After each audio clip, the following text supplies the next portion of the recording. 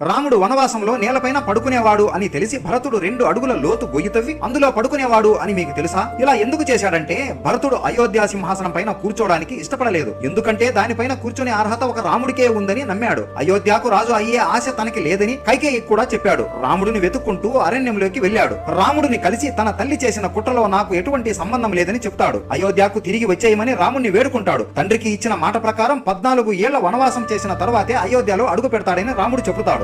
రాముడి మీద ఉన్న అభిమానంతో భరతుడు రాముడు పాదరక్షకులను తీసుకుని తన తలపైన పెట్టుకుని అయోధ్య వరకు మోసుకుంటూ వచ్చి సింహాసనం పైన వాటిని పెట్టి రాముడి పేరుతో రాజ్యాన్ని పరిపాలించేవాడు. తాను కూడా ఒక సాధారణమైన మనిషిలా ఆస్తి అంతస్తులు వదులుకొని ఊరి చివర గుడిసెలో నివసించేవాడు. నా అన్న పడుకునే నేలపైన నేను పడుకుంటే అది నా అన్నకు గౌరవం కాదని 2 అడుగుల లోతు గొయ్యి తవ్వి ఆ నేలకు కింద గోతిలో పడుకునేవాడు.